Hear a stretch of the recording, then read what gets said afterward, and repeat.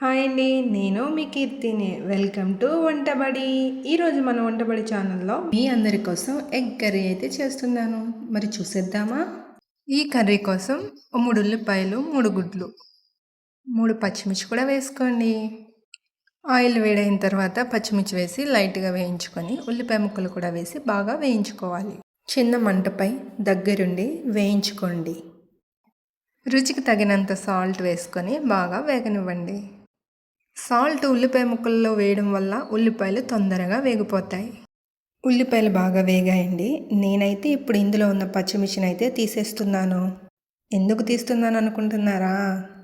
కారం ఎక్కువైతే మా పతిదేవుడు నాపై చుర్రుబుర్రుమంటాడండి, అందుకే తీస్తున్నా. కర్రీ చేసేటప్పుడు పచ్చిమిర్చి వేసినా తినేటప్పుడు కనిపించకూడదండి. ఉల్లిపాయ ముక్కలు ఎంత బాగా వేగితే కర్రీ అంత రుచిగా ఉంటుంది. ఉల్లిపాయ ముక్కలు బాగా వేగాయండి. ఇప్పుడు కొంచెం పసుపు, ధనియాల పొడి, కారం వేసుకుని బాగా కలుపుకుందాం. 2 నిమిషాలు అయితే బాగా వేగనివ్వాలి. గుడ్లు ఉడకబెట్టే పని లేకుండా ఇలా ఒకసారి చేయండి.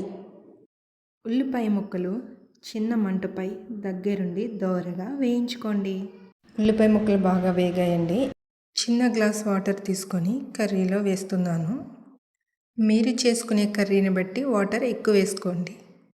మూత పట్టి 2 నిమిషాలు అయితే ఉడకనిద్దాం. చూడండి, కర్రీ కొంచెం దగ్గరకు అయిన తర్వాత నేను చూపిస్తున్నాను కదా, ఈ విధంగా అయిన తర్వాత మీ దగ్గర ఉన్న ఎగ్స్ తీసుకొని పగలగొట్టి ఒక్కొక్కటిగా ఇందులో వేయండి. బయట ఫుడ్ తినే కన్నా మనకొచ్చిందో రాందో మన ఇంట్లో మన చేతితో చేసుకున్న వంట తింటే ఆ రుచి చాలా బాగుంటుందండి. ఆరోగ్యంగా కూడా ఉంటాము. మన ఆరోగ్యం మన చేతుల్లోనే ఉంటుందండి. మీరు కర్రీకి ఎన్ని ఎగ్స్ అయితే తీసుకుంటారో అన్నీ ఇంకొకటిగా చితగొట్టి ఇందులో వేయండి. వేసిన వెంటనే కలపవద్దు, మూత పెట్టుకొని ఉంచుకోండి. మూత తీసుకుని ఇప్పుడు ఈ ఎగ్స్ అన్నిటినీ ఒక్కొక్కటిగా తిప్పుకోండి. ఈవినింగ్ ఆఫీస్ నుంచి వచ్చేసరికి లేట్ అవుతుంది కదండి, అందుకే ఇలా ట్రై చేయండి. ఎగ్ కర్రీ చేయాలంటే గుడ్లో ఉడకబెట్టి ఒలిచి ఇదంతా చేయాలండి. అలా ఏం కాకుండా సింపుల్గా ఒకసారి ఇలా ట్రై చేయండి. చాలా రుచిగా ఉంటుంది. రుచికి కాదండి, సింపుల్గా చేయొచ్చు. ఈ కర్రీ పిల్లల నుండి పెద్దవారి వరకు అందరూ ఇష్టంగా తింటారండి.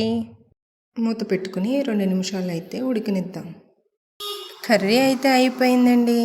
చూడండి, ఆయిల్ అంతా సపరేట్ అయిపోయింది. ఇప్పుడు కొంచెం కొత్తిమీర వేసుకొని దించేద్దాం.